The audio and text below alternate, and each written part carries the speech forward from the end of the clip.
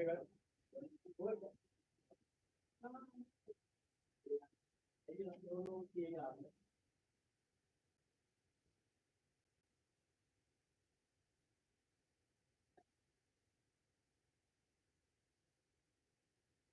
very good evening, all of you. I welcome you all to yet another very interesting episode of BBKP Pathshala. Every week, we try to cover such exams which, from the UG point of view, are very, very important, right? So, at times, we have a session based on management wherein we cover IPM and other entrances. And at times, we have sessions dedicated entirely on CUET because, of course, it's a very new exam in the market. This week, we thought of covering law.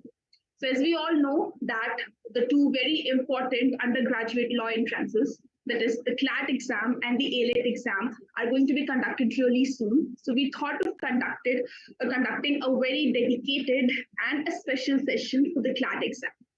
So before I go ahead and invite the guest for the evening, let me give you a little details, a little information that you need to know about the CLAT exam. So the CLAT and the AILET registrations are live as of now, right? They began a couple of weeks ago and they're still live. So if you're somebody who is aspiring to pursue a career in law, are in their 12th standard, can register themselves for the same right now. The last date for the registration for the CLAT exam is 3rd of November, and for the AILET exam is 13th of November. And both of these exams are scheduled to be conducted on 3rd of December for a CLAT exam, and of course, 10th of December for the AILET exam. So you do have a couple of weeks for preparation. So if you take the proper steps and, if you do it strategically, I think you can very well prepare for the exam within the leftover time period only. So to help you with the preparations, to help you understand the exam pattern, to help you understand all the 5 sections in both of these exams, the important topics that you should be focusing on, and of course the other tips and tricks that are important for any law aspirant, we have scheduled our today's session. So without any further ado, let me invite over a very special guest for the evening, Miss Sana, who is our senior law faculty at Hitbullseye. So hi, session. Hello, good evening, ma'am. Good evening. How are you doing? I'm doing well. How are you? I'm doing good as well. Thank you so much for being here today. So let's begin with a brief introduction of yours. So please tell our audiences about yourself. I'm the legal expert for Hitbullseye, and I coach students to get into the best colleges for law. So, best the colleges and best universities for law. I myself, when I took my entrance exam, I myself was ranked 7 in PU LLB exam, Punjab University.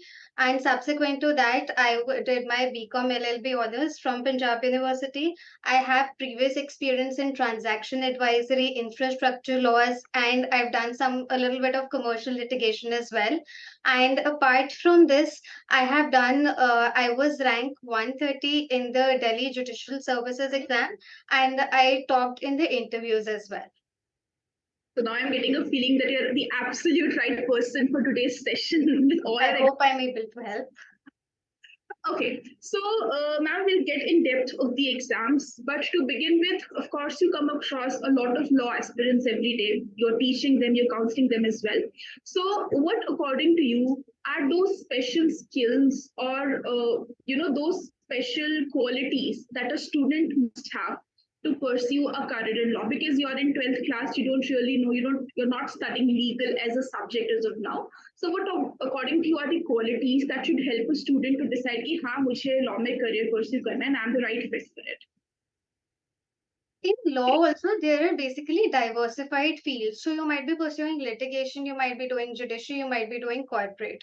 For example, if I talk about the skill that is required in litigation, you have to be on your toes, and not just figuratively. You have to be able to answer in prompt, etc. You also have to do a lot of running around as well. In judiciary, you have to be a person of integrity. In corporate, what is required is good networking skills, and also in corporate you need to be able to be focused for long hours. But one skill that I've noticed that is common to all of these professions of law is your language and interpretation of laws. So basically, interpretation of laws is not just about the language, it is also about, if there is one law in front of you, are you able to understand what the law is, what is the history of law, what is the purpose of law? Are you able to understand and treat it in the way the person who wrote it was reading it? Are you able to find out the ambiguities of the law, basically? Are you able to understand why it is there? So interpretation of law, according to me, is one thing that is the most important skill that a student needs to inculcate from the very beginning. Right. Okay. So, ma'am, a very common query that we do get, especially from the counselors who are interacting with the parents, or maybe the students who are in their 11th class or 12th class, is what is the scope of law in our country? Like, if you are willing to pursue law as a career, you're planning to appear for CLAT, get into an NLU, get a degree of it. What is the professional prospects of law in our country? The professional prospects are basically increasing by the day. Earlier, when earlier people used to pursue law, it used to be only for litigation. Now it is not just for litigation, not just for practicing in, say, the district court or the high court. That is one aspect of it, and that is still very lucrative, I would say. But at the same time, you have to have like some kind of you were required to have a godfather or something like that. That thing does not exist anymore in law. Plus, on top of that, there are certain corporate law firms. Basically, there are who are offering basically good packages, etc. Then there are in-house legal counselors for all the other companies, for all the other corporates, all the other big companies. There is scope for corporate law and contract drafting. A lawyer is basically required nowadays in every company to look over the documentation and compliance, etc. That is one another aspect of law. Then for if you want to go into judicial services, which is also a very lucrative job, and does give you like a lot of benefits. You can become a judicial magistrate after having studied for it. And even most of the times I've seen the UPSC aspirants also choose law in order to gain a better, a wider understanding of what the laws are in the country and how the country is basically functioning. So there are a plethora of fields that you can choose. And in this also, there is like, even if you're practicing, there are a lot of fields that you can go into: the matrimonial law, the commercial law. For example, I just told you that I have been into transaction advisory and commercial litigation. So there's this one very niche area of it. But then there are there's arbitration, there is matrimonial law, there is constitutional law. So you can choose according to whatever field you may like. Right. So gone are the days when law was just confined to a courtroom. There are ample of opportunities now, right? Absolutely, absolutely. So I think this would help students decide as to which path they want to follow further in law. Right. Okay, so now that we have a background of the law, okay, before that, I would also want to say, students, if you have any queries, any questions pertaining to the CLAT exam or the AILET exam, which we are just about to discuss in detail, please feel free to leave your comments in the comment section, and we'll get back to you right away in between of our conversations, right? So please feel free to put it in the comment section. I can see a lot of questions. We'll get back to it. But before that, ma'am, let's begin with the CLAT exam. So CLAT 2024 exam, like I mentioned in the beginning of the session, is scheduled. Not know. With the CLAT exam, what happens is the exam takes place prior, 1 year prior. So for example, the exam that will be taking place on 3rd of December 23 is actually for the 24 batch. Right, so I hope that clarity is there with everyone. So ma'am, please give us a brief about the CLAT exam and what are the opportunities that one gets if he or she qualifies for the exam. So CLAT is basically exam that is arranged by the CLAT consortium, which gets you through the best law colleges in the country. So there are 25, 26, and counting law colleges. For example, this year even there's DU LLB 5-year law courses are also getting under the umbrella of laws. There are the best national law universities are accepting the CLAT score. Then, as I mentioned, DULLB, there are some other various other colleges also that are accepting the law score for on the basis of CLAT. Then, if you're preparing for CLAT, there are certain other exams also that require basically the same or similar skill that you can appear for. Now, these are, for example, AILET is for the Delhi University, the National Law School of Delhi. Then there are other Symbiosis Law College, etc. All these other exams are the exams that you can prepare along with CLAT. Right. So that's SLAT for Symbiosis and NLAT for Narsimulchi. Those are the UG exams. And then apart from that, CLAT and AILET is for NLUs, that is National Law Universities. Like you mentioned, that we have 26 plus NLUs in our country. AILET is specifically just for NLU Delhi to get admissions into NLU Delhi, right? Right. Right. So, ma'am, what is the exam pattern of these exams? So I'm so sorry. Basically, as far as CLAT is concerned, the CLAT paper is a 2-hour paper. It is divided into 5 sections. The verbal section, critical thinking, which is basically English. Then there's a quant section, quantitative aptitude, which is basically maths. And there is GK. GK is incorporating both static GK as well as current GK. And then there is one legal aptitude. Legal aptitude is basically requiring the skill of legal reasoning. So these are 5 sections. GK and legal reasoning have the highest weightage.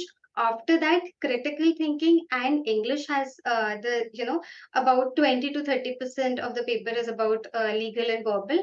And comparatively, quant has lesser weightage, 8 to 12% only, and you can prepare and strategize according to however whichever section you're more comfortable with. Right. Okay, so let me get back to the comments now. So we have one common question that everybody is asking, ma'am, how to manage college with CLAT?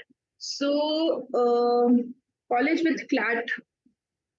Okay, so I'm guessing that this person must have already started with the, after 12th, they already took admission somewhere, and now they're thinking of, forsaking that particular education or that particular year. So basically, if you're already in college, I'm assuming that you're going to have your semester exam in December and you're going to have CLAT also in December, right? My question is here, you already, if you want to take CLAT any which ways, then you don't have to focus on the current degree that you're pursuing. Right. First of all, I need to make it very clear that CLAT is over 5-year integrated course in which you're going to get graduated degree, that is the BA degree or the BBA degree along with the LLB degree. So if you're already into it, you must be in the first year of it. Other than that, if you're in the third year, then please go for the 3-year law course, which is not CLAT. CLAT is then not something that you're looking for.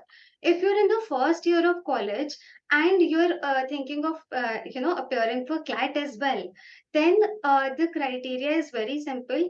The first year, the college studies, as far as I know, they're not very heavy, and you can manage the studies, in a couple of days, basically. So, one thing that I would like to say is the college exams are based on rote learning. This paper is not based on rote learning. This paper is an inference-based paper largely. Your English, that is verbal, critical thinking, and legal aptitude, and somewhat quantitative also. They require regular practice and they don't require any kind of learning, rote learning, what you require in other exams. So that is why you can manage if you dedicate some time to it every day, and you'll be good to go. You don't have to remember anything, you don't have to rote learn anything per se.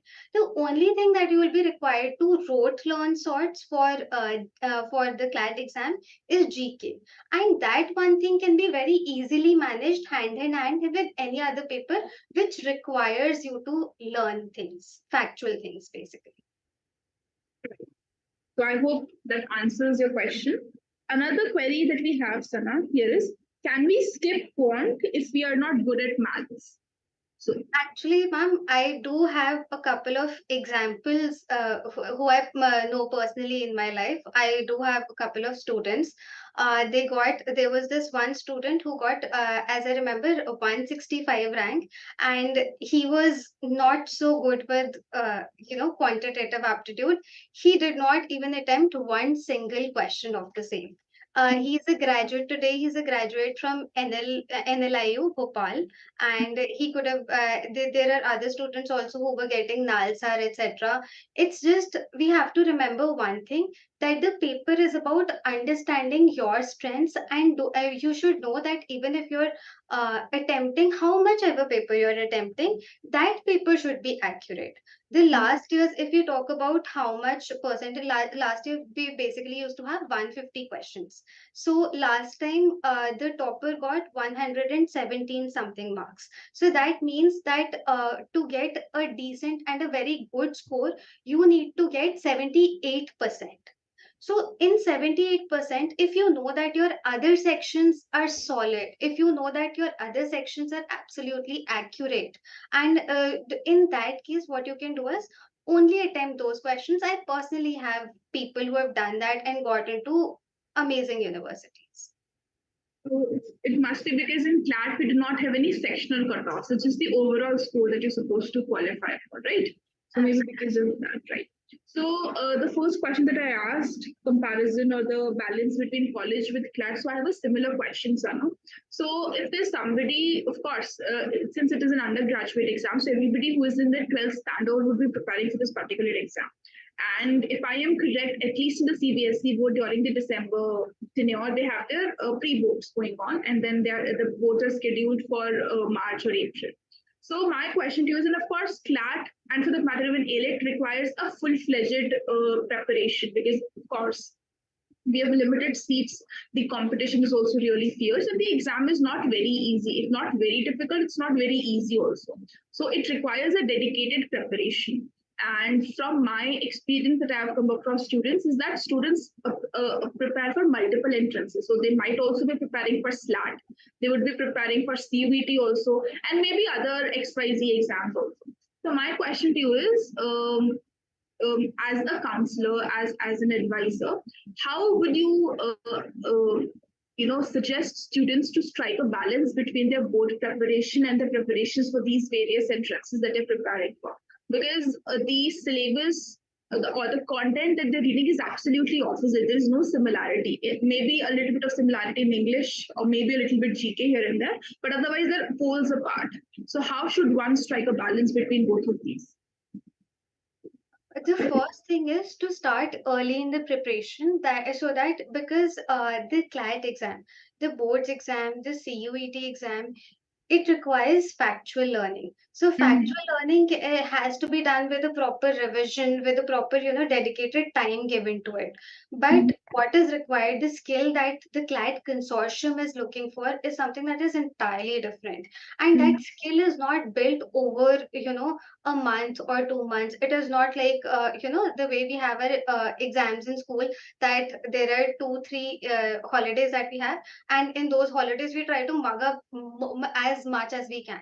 So this Mhm. paper is not like that. This paper is about building up a personality which is suited to a person who is able to interpret the law, right? In a person who understands legal aptitude. So what I always tell my students is something. Yes, you strike a balance. Yes, you focus on other things as well. But when you're in the class, first of all, do attend classes, do understand the skills that we are talking about.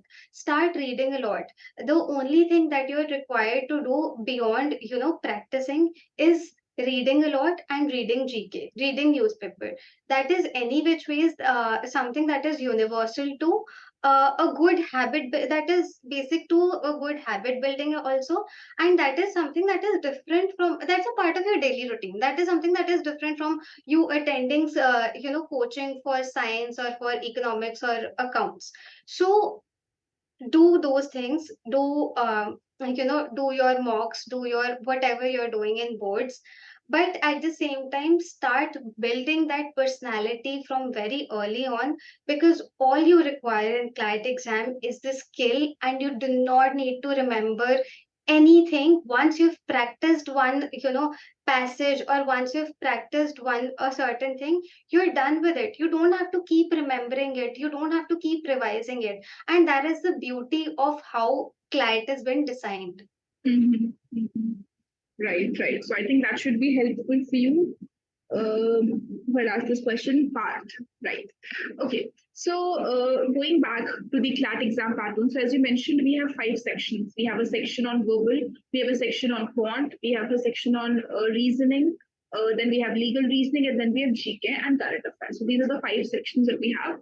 And the speciality about the CLAT exam is that all of the questions are in the passage format, right? You have passages and then you have MCQ, you're supposed to answer it that way. So let's take up 2 sections, which are your expertise, of course. Let's begin with legal reasoning. So, from a student's mindset who is in a 12th class, has no idea about legal reasoning, no idea about the syllabus, no idea about what it is. So, how should one start preparing for the legal section, legal reasoning part? Legal reasoning, first of all, there are three things that students face problem with. One is the legal language. We all have, specific jargon to specific professions. Similarly, we have certain jargon which we use only in law. First thing is to familiarize yourself with the legal jargon. Start reading the articles in the paper which are closely related to law, which are talking about certain aspects of law.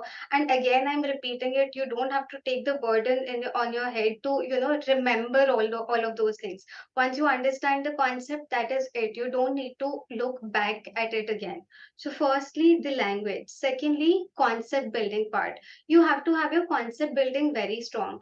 If we see in the what we've seen in the last couple of years is that there's a focus on current legal affairs, basically. So they're giving passages which are basically 6 out of 8 passages last time were based on current. So if we talk about the current situations right now, all the current situations are, and this goes for GK as well as law, all the current situations are rooted somewhere or the other in concept building only. So for example, this year there have been a lot of controversies on, say, certain movies. For example, Kashmir Files. So that is talking about my right to speech, essentially, which is your basic concepts. So always, whatever is going on in the newspaper, go back to the basic concepts. So we need to have these concepts very clear, and we need to first of all know whatever is going on, and that is why newspaper reading becomes very important. So I think newspaper reading would also help them with the current part also, current GK also. Like you mentioned that in GK we have 2 types of GK. We have static GK and we have current GK.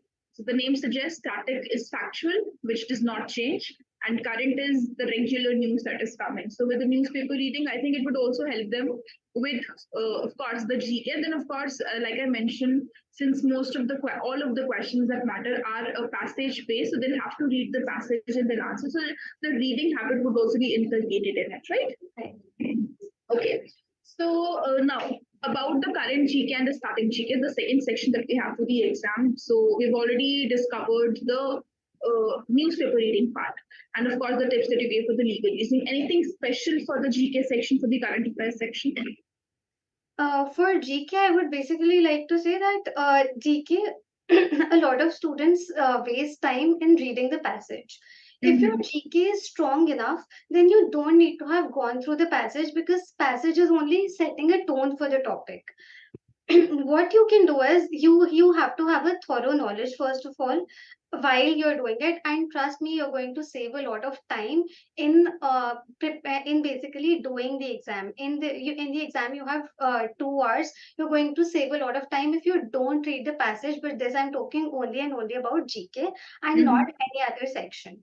Mm-hmm. Secondly, this is about while you're taking the exam. Apart from this, for one advice that I would really want to give is that never overburden yourself with multiple resources. I, Mm-hmm. I see a lot of students who are, who are like, okay, GK is because, as you might know, GK is very vast. Everything under the sun is GK.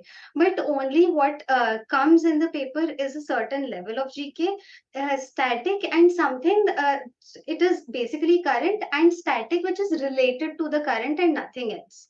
Firstly, we need to have only one or maximum two sources which are CLAT level, and you don't have to go to like the IS level or the UPSC level, etc. Firstly. Secondly, you need to keep revising GK after every fortnight. After every 15 days, you can keep revising, but make sure that whenever you're revising, you're going back to the same booklet that you studied it for the first time from. So if you keep doing this thing, so the GK is going to be like properly, contained in your head. And obviously there are going to be four options. So you will be able to tick the one option that you've read multiple times. Right, right. Thank you so much, Sana. So I guess we have two of your students here in the comment section. One is Trouble, who says, I am Sana ma'am's student in the law section. And then we have Parth.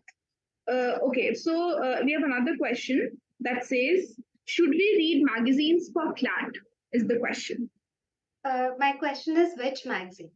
There's a cross question for you, CLAT aspirant Vaishnavi. Which magazines are you referring to? Okay. Okay. I will give the answer any which ways. So if you're talking about the magazines that you're getting solely for CLAT entrance, yes, they are very important. You have to read the magazines. You have to read the articles properly, and the snippets you can just go through them. You don't have to go, word by word, right?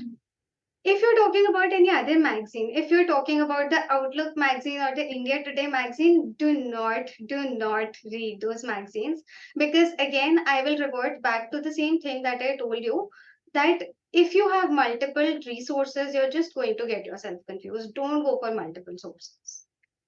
Right. Because, like the saying goes, too many cooks spoil the dishes. Maybe the same way. Okay, right. So, from my point of view, of course, I'm not from a law background, but if for any competitive exam, there are certain factors that make it difficult. So, for example, for CLAT, what I feel the two, three things that makes it challenging is, of course, the syllabus, the content that you're supposed to prepare for, which we have, of course, discussed in quite a length. Second thing which I feel makes it more challenging is, of course, the time management skills, right? And third is the negative marking, because you are losing marks in case you're giving incorrect answers. So for both of these things, for time management, first of all, and secondly, for negative marking, what strategies should students keep in mind? And it does not just go for the CLAT exam, but rather for any competitive exam. What according to you is the right mindset, is the right strategy that a student should have in order to manage the time very, very efficiently, being able to answer or maybe read all the questions, attempt all of the questions. And then, of course, with negative marking, how to not lose marks for attempting incorrect answers. Ma'am, firstly, as I mentioned in the GK section, you can get a lot of time if in GK, if you spend a lot of time otherwise, not during the paper. I always tell my students, while you're doing the paper in those 2 hours, focus a lot of time on critical thinking and legal aptitude, but don't give a lot of time to GK. If, as you know, there's a saying that if I have 20 hours to cut down a tree, I would rather sharpen my axe for the 18 hours and take 2 hours to just cut the tree. So that is what we need to do in this exam. If we study GK a lot already, so then we have to understand the GK section we can cover in 5 to 6 minutes also, because we just have to mark what is right, what is not, and that is it. Either we know it or we don't know it. If we spend more time, there are students who make the mistake of spending 15 to 20 minutes on GK. That is not required. The time that we are saving from GK is approximately like 15 minutes, which is of course a lot of time in that span of 2 hours, and it is going to give you a lot of confidence once you have those 15 minutes also. Right. About the other sections, the idea is that when you're practicing for mocks, first of all, practice for your mocks very regularly and practice as much as you can. Understand what areas, what type of laws are, you're able to read, comprehend better, and only focus on those questions and not any other questions. For example, I say, if I talk about only legal aptitude, there are three type of questions. One are date based questions, one are ingredient based questions, one are exception based question. So a date based question, a lot of people can get a little bit confused. So if you're not good with those kind of questions, skip those questions only, go to ingredient or exception based questions. Understand whatever you're good at. Understand that this is something that I need to leave. While you're practicing for mocks, just make sure, forget time only, and this is only for the month of this particular month, September and October, I'm saying it right now. Forget about time, only and only focus on accuracy, and you will realize that by the end of October your time also becomes lesser and lesser while you're preparing for it. Don't focus on time right now, because what you need to focus on is getting the answers correct. Right, right. Thank you so much, ma'am, for the precious advices, I should say. Okay, one recurrent question that I'm getting is from Parth again. He says that he's preparing for CLAT 25, that is next year. So his question is, how should he start planning since he has quite a lot of time? So how should he utilize this time? Yes, he's right about this thing, that he does have a lot of time, and that is obviously going to work to his advantage. This year, what he should focus on is basically building, concept building. This year, he should focus on, because this year's current GK is not going to be relevant next year. Right. But he's going to get an understanding of the skill required. The skill required is going to be the same. So he should, in this particular year, in the coming few months, he can focus on only static part of law. He can focus only static part of GK, and critical thinking, verbal reasoning, etc. This is any which way something that is, he has a lot of time, so he can focus on. He can take up one newspaper and he can start reading the newspaper. And whenever he's reading the newspaper, he needs to make sure that he's taking it, first of all, a hard copy of the newspaper, and secondly, he's taking a pen along with it and marking the whole, marking whatever he's reading. Whatever words are confusing you, you circle those words. You try to go into the depth of it. You try to understand what concepts are, required in law, etc. And then you keep on practicing. So if you complete your syllabus by the end of this year, the only thing that you will have to do in next year is just to practice and maintain consistency. And as I said in the beginning of the session, that this exam is about building a personality. They're looking for a legal personality. So what better is it than to start, early on only. So the next year he should just focus on practicing regularly and being aware of the current affairs. Right, right. So I think, Parth, that is useful for you. I hope that helps you, and I think you should go ahead with the same target and the same strategy. Okay, so Sana, we are almost towards the end of the session. We have last 5 minutes left for it. So, any last minute tips, any advice, recommendations that you'd want to give to our 2024 CLAT or the AILET aspirants out there who are preparing for the exam? Any recommendations, please? Well, ma'am, most of the tips I've already covered. I would just like to say that, as I mentioned, there is the last time the topper got 78% marks. So, what we need to focus on right now is maintaining accuracy. Forget about everything else. Stay positive. It really makes a lot of difference. And like we all have taken some sort of papers or the other, and we know how much of difference it makes to just go with a fresh mindset. Whenever we are sitting for a mock also, we don't have to think that we have to focus on understanding, being in the present. And even if I say to my students that even if you need to do meditation, the paper is about being in the present. So even if you need to do like a 15-day meditation or something like that to be focused, you need to do that as well. Right. So thank you so much, Sana, for your precious time. Right. And I really hope that this session is helpful for the students out there. Thank you so much. Thank you, ma'am. Okay, all you students out there, I hope you enjoyed the session. I hope you found it informative. And in case you did, please press the like button, subscribe to our channel for any upcoming sessions, and do share it with your friends because sharing is caring. Also, I hope that we've been able to answer all of your questions in the comment section. Still, if you have any unanswered question, any unanswered query, please feel free to post it in the comment section after of course this live is over, and we'll definitely get back to you, right? And all the very best for your CLAT exam. We will have a couple of more sessions based on CLAT in the future, right? Till then, begin your preparations if you have not as yet, right? Take care of yourself and have a happy weekend. Thank you so much.